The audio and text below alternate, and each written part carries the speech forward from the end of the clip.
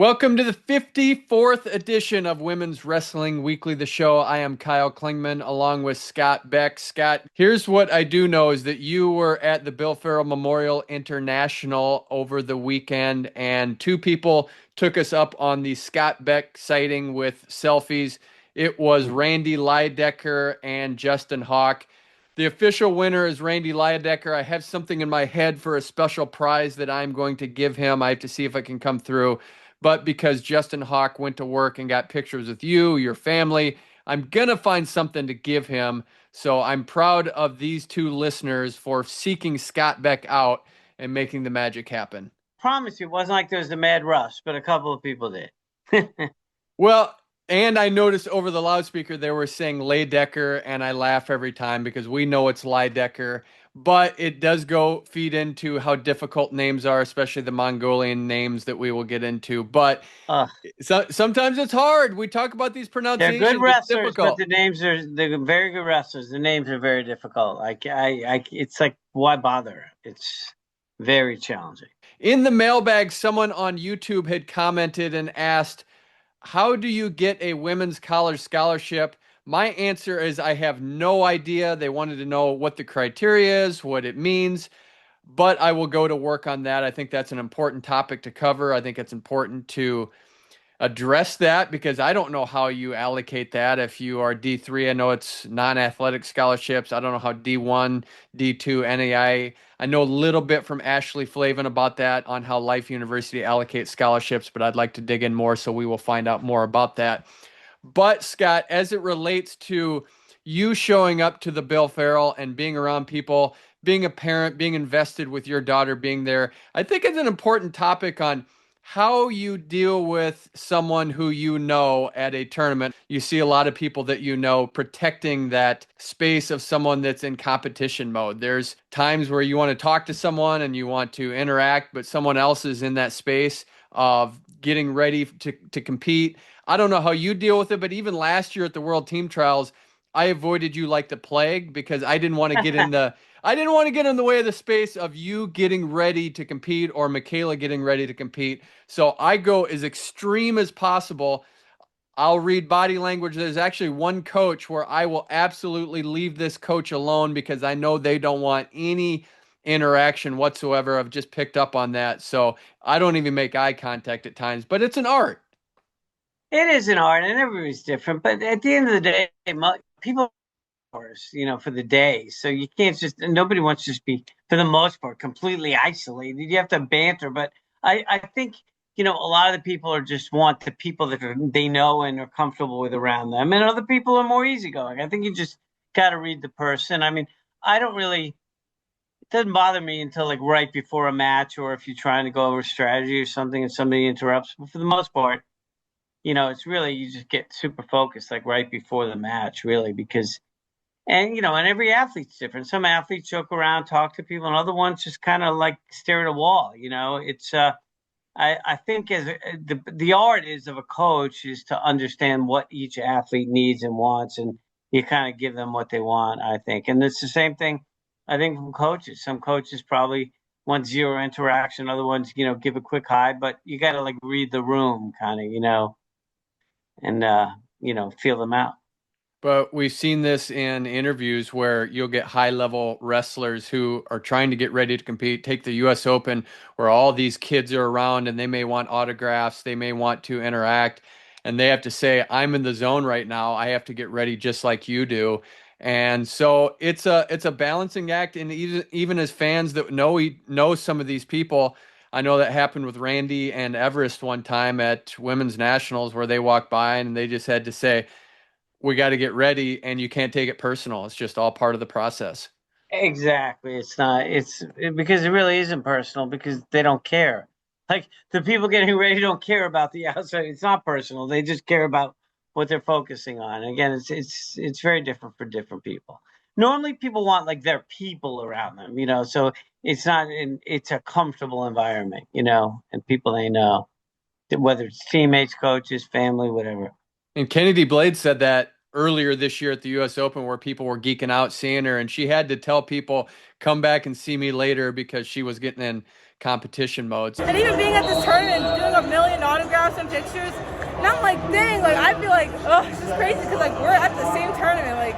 But you know, it's really exciting. I work so hard to get here, and people I look up to like Jordan Burroughs, Helen, Holly Holm, like, you know, they've helped me in this process to like understand how to take all this in, because sometimes it's hard training and then like having to go to my mat, but then I have to take a picture real quick, and like it's a lot. But you know, just having people I look up to, they're helping me a lot. So it's great, honestly. It's a balancing act, and I think is not fans, but also media, we have to be aware of that and leave people alone at the right times. Great, Joyce. We talked a lot about last show and her decision to go freestyle only. She's abandoned the folk style. Brings up an interesting point about how you relate to a team once you get into that team environment. Say it's Fargo, say you're on a national team. You still can't go solo. You still can't just be rogue. So what's the art if you are with a private coach, how you interact with a team, say at Fargo, that has a state coach, and how you develop with that? Because it is a balancing act, because you have your one-on-one coach.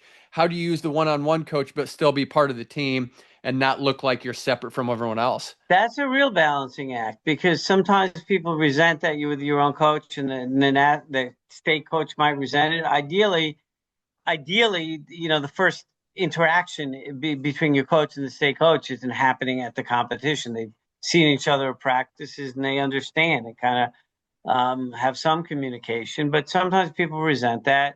And, you know, there's some coaches that don't, these private coaches that don't want their athletes talking to anybody else pretty much. And that can be awkward for the athlete as well. And there's been situations like that, some more well documented than others, where, you know, there's animosity or people don't get along. And then you get a situation where it's just like the athlete and the coach against the world kind of, and they're just doing their own thing. And that creates resentment sometimes too. So it's a balancing act and an art. I still say, you know, I don't love the situations where you have these coaches that don't want their athletes even talking to anybody else. That's a little possessive, and that can be uncomfortable as well for the athlete as well as the other athletes. So, you know, ideally, the coaches take the high road and kind of try to help support the athlete, you know, interacting with other people and not try to isolate them. Bill Farrell Memorial International, there were a treasure trove of fascinating results. We'll start at 50 kilograms. Emily Shilson won against a good field that included Sage Mortimer, who she's now 7-0 against, and Kendra Ryan, who went 5-4 with her. But I thought this was as good as Emily Shilson has looked probably in about 2 to 3 years. She struggled at the U.S. Open earlier this year. She was hitting her leg shot. She was hitting her low single. And once she got on top, she was hitting that Turk. She had the right mentality. And I think this is the Emily Shilson that we knew she could be. She's a 3-time age level world champion. And it seems like she's in a good headspace right now. Yeah, she looked pretty good. I mean, this is, as you said, it's the best she's looked in a long time. She looked healthy. She looked good. She kind of beat Mortimer up. That was a little surprising. I think Sage would like to do that one again. Those matches are normally very competitive. It was her first match, and it's a kind of funny first round match that you know, U23 world champ against, you know, another multiple age group youth Olympic world champ in the first round, and kind of a rivalry match. But Shilson Tech 11-0, and then, you know, had a close match with Ryan. Mortimer had a very interesting high scoring match. I love Mortimer's matches. There's always a lot of points scored. You know, people are always on their back. Pretty crazy. But Shilson looked really good. That's the takeaway to me, is Emily seemed to be back to her top form. 53 kilograms, we saw Everest Leydecker blitz her way through. Of course, this was +2, so Everest is normally 55 kilograms, so this was technically her weight class. But we got to see her against some different people, and she blitzed her way through the field. And I just think the consensus has to be she's really good. 10-0 tech, 10-0 tech, 10-0 tech over Mongolia in the finals. Beat Sydney Petzinger, who is a college national champion, 10-0 in the semifinals. What can you say about Everest Leydecker that we haven't already? She just continues to improve. Yeah, I'll get to her in 1 second. I'm going to just talk and lead into it. I mean, this weight class had some talent. The Mongolian was very tough. Pinned Montana DeLauder. You had Kaura Coles in the first round, wrestled Katie Gomez. They had 2 bouts because they hit again for third and fourth. both U17 world champs. Great first match. Last second take down at the end by Coles, won 8-8 on criteria. Then again, she came back at the end, I believe, and won 11-8 for third. But those athletes are both very good. Then you have the Mongolian, and Ochir, I'm not going to butcher the rest of the name, but annihilated Tech Coles. And Coles is a competitor. So that Mongolia is good. If you're going, you Tech Coles 10-0. And then Leydecker goes and dismantles the Mongolian in the finals 10-0. She tilted her every direction before the Mongolian even knew it hit her. It was just scoring off exposures and some funk. Down 9-0, the Mongolian challenged to basically lose the challenge and take herself out of the match. But just Leydecker continues to impress. Like you said, she beat Petzinger, by tech everybody. But this Mongolian was very good. And Leydecker just seems to get better and better. And, she's really, really good. And expect really good things. As it relates to 53 kilograms, Abby Cooper, who made an age-level world team, she made the U20 World Championships. Of course, she had that shootout in the bronze medal match and ended up losing right at the end. But I think when we look at Lehigh right now and what they have, I think you have 3 verifiable quality wrestlers that you can establish the program on. You have Audrey Jimenez, you have Abby Cooper, and then you have Aubre Krazer. I think this is a good starting point. I don't know what Lehigh has around them. We just haven't seen enough of them. But if I'm Brazil Marquez, I'm feeling good about those 3 wrestlers going forward. They had a good crowd there. There was a gang of Lehigh people, parents, athletes, and it was a good energy they had. A lot of cheering, and we'll get to Krazer, ripped to the bracket, but kind of tough bracket. And you heard, I listened to Coach Marquez just cornering and just very active, really engaging. I was very impressed, actually. So the whole Lehigh crew impressed me. I think that team's going to do very well very quickly and only grow. And they had a good contingent there. And it's good to see. And very impressed with it from top to bottom. And as we have this race to get more D1 women's wrestling programs, this is important to have what you just said there, talk about the energy, the enthusiasm. We just need that. And if you can see a crew of Division I wrestlers, or any team for that matter, on the sideline, I just think that's good optics. Yeah, it really was. It really was. And you could just hear them. I mean, it was a very strong presence at that tournament. And it was good to see, and they're Northeast, and this was a Northeast tournament. So it was good. Yeah, for sure. Moving up to 55 kilograms, Mongolia ripped her way through the tournament, beat Amani Jones, who's a 2-time age-level world champion, and then beat Carla Godinez-Gonzalez, who is a senior world bronze medalist, won 11-0. You have to be impressed with what she did.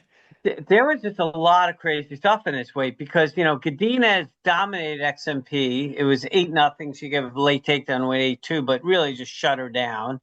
And as we know, Mota Pettis can score, and she was down a couple weights.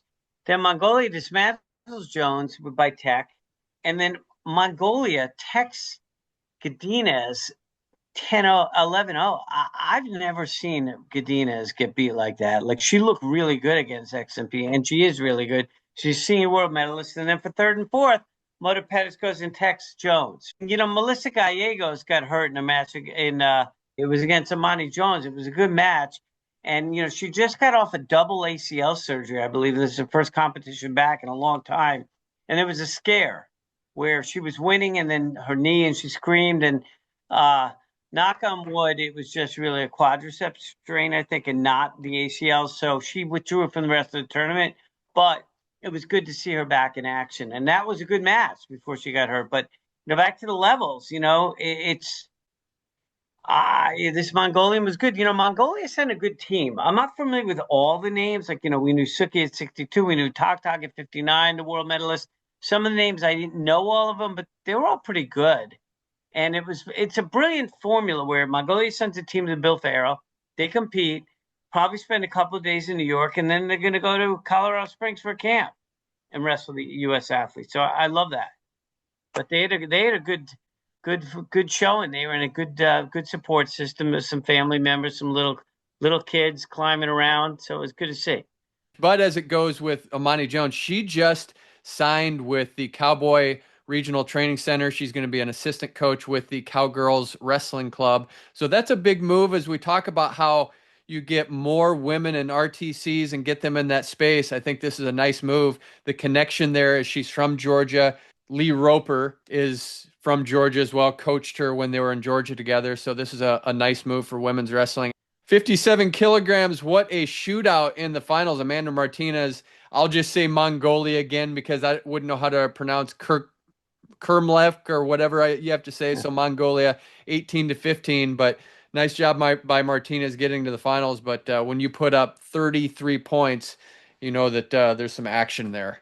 It was a crazy finals because Amanda hit a bunch of takedowns and Mongolia got some, but the Mongolian was like just brutal on top with the bar arms, like trying to turn and doing bar arm tilts. Got a bunch of exposures, people screaming out, stop it, where the arm was maybe taking too much. I don't know the exact rule on what's okay in freestyle or not, but there was some turns, there was some screaming, there was some pain, there was some frustration. But I would say that Mongolian was just absolute hammer on top of that. And it was just kept going to this very aggressive bar and kind of bar half, bar tilt. It was just very intense and got a lot of tilts from it. So 18-15, crazy match. 59 kilograms. Aubre Krazer was named the outstanding wrestler. If you just look at Mongolia as a barometer, she's a senior world bronze medalist. So you could just say the level right there was at a senior world bronze medal level because a lot of those wins and losses were close. Even Brenda Reyna, the win that she had over her in the first round was 9-7. But I thought this was an intriguing weight class because you had some international flavor and then you had some of the usual suspects domestically at 59 kilograms. Yeah, I mean, Krazer got OW. Good job. I mean, she beat, Reyna, she fell behind. She was really controlling center, dominated center the whole match. Then Reyna hit a 4-point throw on the edge, got up, and then Krazer just methodically wore Reyna down, literally kind of broke her. Won. Mongolian match was great. She got takedown towards the end. It was back and forth. Then she beat my daughter, Michaela, who I said I took Krazer seriously. We did. Michaela, that was a back and forth match. I think the score 12-6 is a little deceiving because it was less than a minute left. I think Michaela was still winning on criteria, and then Krazer got a takedown to a couple of laces.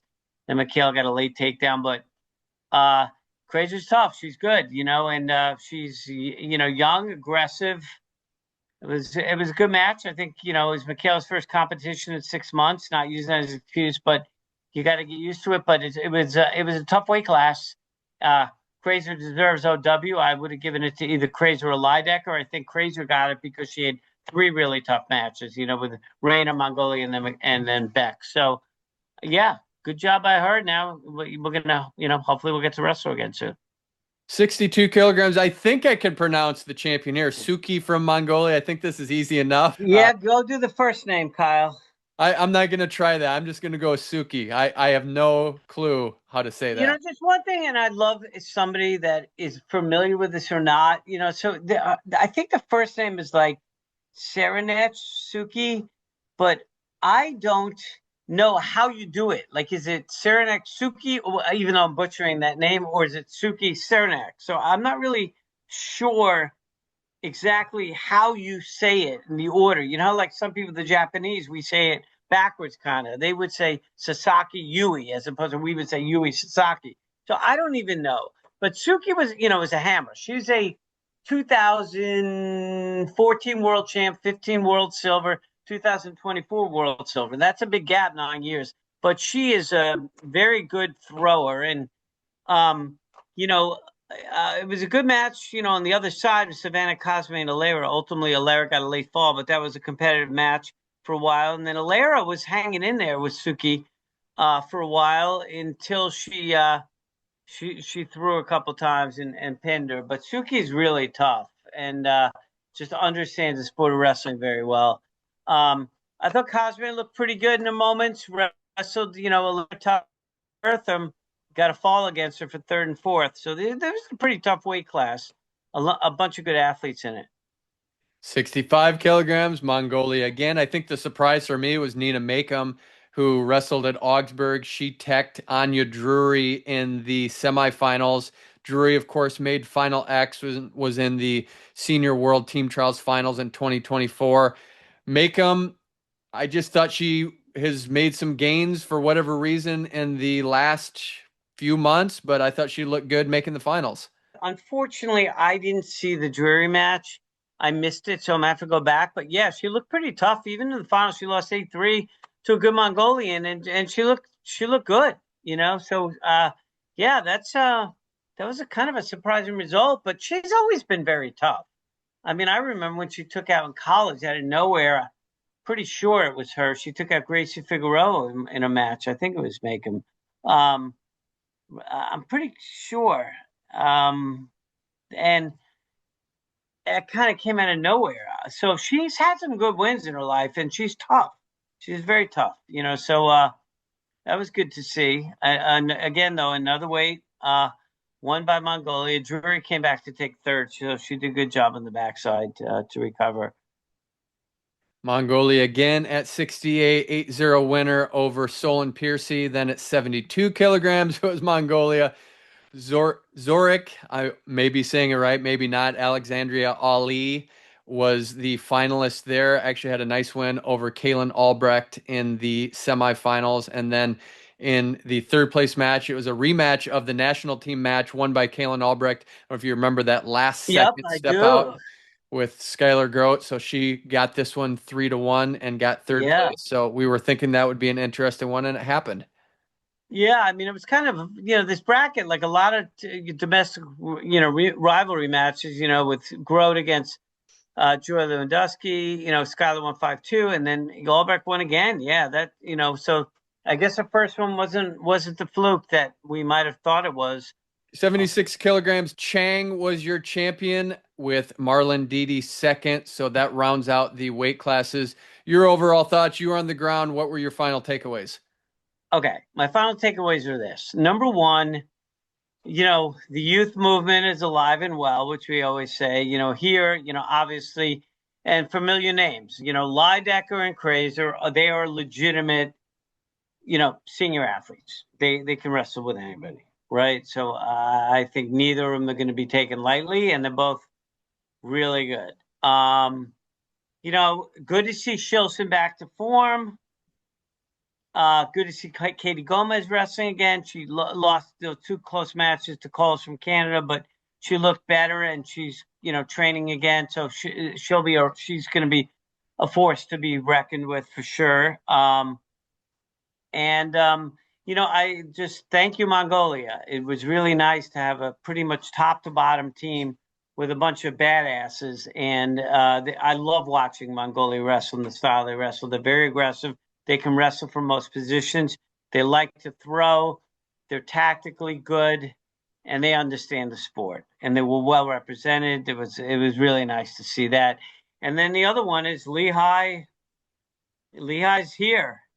Lehigh is here as a Division I team, and I was impressed with Coach Marquez. And just hearing the way she talked to the athletes before, during, and after the matches, the way she cornered the athletes, her communication just seemed spot on to me, and I think she's going to do a good job there.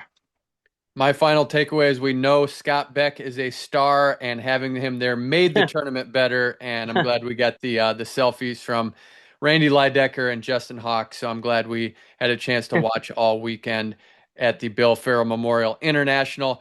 On to the Adrian duels and the Adrian Invitational, highlighted by McKendree defeating North Central 24-18. McKendree's number 2 behind Iowa right now. North Central is number 3. It was like a national finalist convention.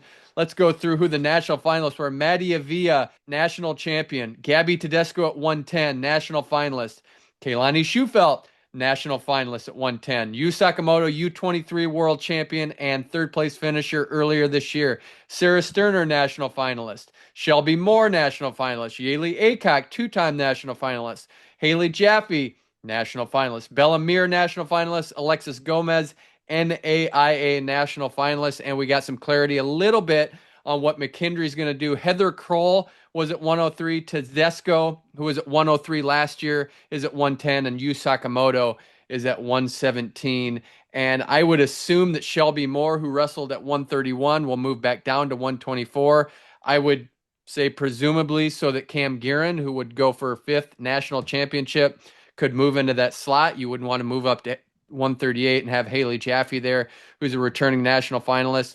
And then when you add in Tristan Kelly, possibly at 180 or 207, and Jasmine Robinson at 160, McKendree has a damn good team. Oh, yeah. Top to bottom. Very good team. They're going to be a threat. We have to go retro. We're going to go back to the 2023 National Duels Finals where King defeated North Central 23-21. I got to disagree with Joe Norton on this, who's the North Central coach. During his post-meet speeches, he says nobody's going to care about this result if we win the national championships. He did that in 23 and then got second in 24 after losing to Iowa. Who cares that we lost national duels last year? Right? Who cares that we won national title in March? I disagree because I absolutely care about these national duels results. It is a team championship. If you win the national duels, you are the best team in the country. And I want to go back to this because with that 23-21 win that King had over North Central, just some wild results. Sage Mortimer beat Sydney Petzinger 15-14. We were talking about those wild matches. Unbelievable. If the Sage ever matched, it doesn't have between 12 and 15 points for at least one of the athletes. I don't think so. It's incredible. Normally, yeah, it's crazy. So she was with King at that point. Jaslyn Gallegos pinned Samara Chavez in 55 seconds. What about Amani Jones? You know, she pinned Vale Baker as a national champion. I mean, that's a good result. You know, DeLauder being stern, and then you're saying, yeah, Yaylee Aycock getting pinned by Torres, right? And she was up 8-0. I went back. That was one of the most questionable falls. Even the athletes looked like wondering, was it really a fall? Because there wasn't the normal excitement that you have. So that was an interesting result. But why I bring this up is that Jason Mormon pulled a switch. And so when you draw and you have the choice of odd or even, you get the decision on which athlete you get to put out onto the mat. And so what they did with that situation was they had Cheyenne Bowman, who is normally at 170, and Yelena McCoy, who is normally at 170. Jason Mormon bumped Cheyenne Bowman up to 191, and they won 5-1. So it was a 23-21 outcome. The reason I think this is important because if McKendree wrestles Iowa, I think the draw is going to be important because when you have someone like Kylie Welker that you can move up, I think Iowa's playing coy right now. I think the plan is going to be, I think they're going to show that Kylie Welker is going to wrestle at 180 for the season. And then late in the season, they're going to bump her up to 207 because you'll have Naomi Simon at 180. I think that's how you get your best lineup because you can't leave someone as good as Naomi Simon on the shelf when you know Kylie Welker can beat anyone at any weight at any time. I think that's going to be the play because I was keenly aware that everyone's going to try to avoid Kylie Welker. So I think at the end of the season, you're going to see Naomi Simon at 180 and Kylie Welker at 207. Have no intel on if that's going to play out, but I think that's what's going to make their best lineup. And so if that comes down to a duel, whether it's at the national duels or at the For Her duels, which is likely they're going to wrestle, I think that Iowa will pull some sort of a switch. We'll see what happens. But, I mean, if that's the best lineup, maybe, I'm sure they're analyzing everything, and going through all these permutations in their head and potential matchups. Speaking of Jason Mormon, I did see him at the Bill Farrell. It was good to see him. Talk for a little bit. I got a pretty good feeling, vibe-wise, that things are moving along there to getting Tarleton State towards the Division I. I don't know exactly when, but it felt like a positive vibe. He seemed to be pretty optimistic about the way things are moving along. So that was good, and and I'll just say also at 59, another tough brother, Claire DeCunio, who Michaela beat in a very tough match. She's just very, very good with tilts and rolls and all this. You could be in on a leg and think you're in good position. Next thing you know, you're getting exposed. And then she lost, DeCunio lost a close match for third and fourth, but to Mongolia, 7-5. That's to the current world bronze medalist. So that's just another athlete that was right there. But she's very tough, and just tricky. But anyway, so I just a random aside. But it would be great, if it was good to see Jason, and again, we want them these schools to keep adding. So if we get that school in Texas, it'll be great. And I think Tarleton State will do a great job there.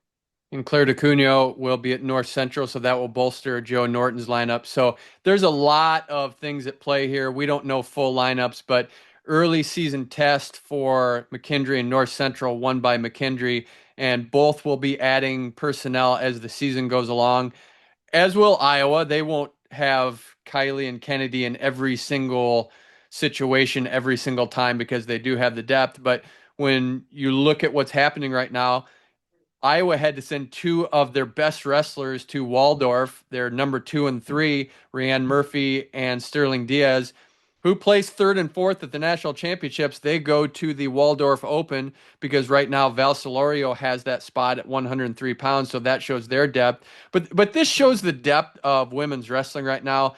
First round match at Waldorf Open.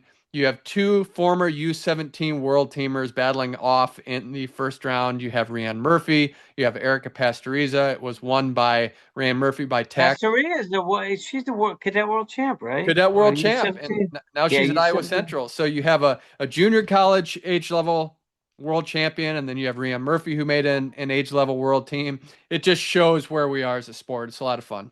I think the vibe, to be honest, at the Bill Farrell, so they had, first of all, you had the first day you had men's freestyle, men's Greco, and the women. So at the same time, but there were bigger. I mean, there was definitely a Greco contingent, and there were like foreign countries. There was some Latin American countries and some Puerto Rico and I think Dominican Republic. But you really had. I felt like the vibe around the women's mats was more energy, and there's more going on, in general. And then I think the brackets, you look at the men's brackets yesterday, I mean, there are some good matchups and some great wrestlers. Obviously, when you have like a Bo Bassett versus Bo Bartlett, that's pretty good tech, by the way, in the finals for Bo Bassett. But Austin DeSanto won. But overall, Mason Paris was there. But overall, the women's brackets were much better than the men's brackets. So I'm not saying there couldn't be some great athletes, but you look at, I mean, we had just college national champs who at some point, age group world team members were a dime a dozen in the women's bracket. You had two U17 world champions hitting in the first round, and then again for third and fourth, and Coles from Canada and Katie Gomez. So I think women's wrestling is alive and well and only getting better. And I've never seen the Bill Farrell be this kind of deep, even though the brackets weren't like 20 people, but when you had a 6 to 10 person bracket, I'd say 3/4 of the athletes were all good. Like they were littered with national champions and age group world team members. And then with the Adrian Invite, you have two previous national college finalists in the consolation round when you have Virginia Ford and Yealy Aycock. So it just shows you how deep this is getting. Yeah, how unbelievable it is. I mean, and Aycock's really good. She, and then Virginia Ford takes her up. She's very good. I mean, this is what's happening. The sport's becoming legitimate. It's not like where we have a random tournament or multiple tournaments going on at the same time, and you have one or two hammers. I mean, you have people now that are wrestling for 5th and 6th that are national champs or they're good and or national finalists. So we're creating depth and history. So it's good stuff.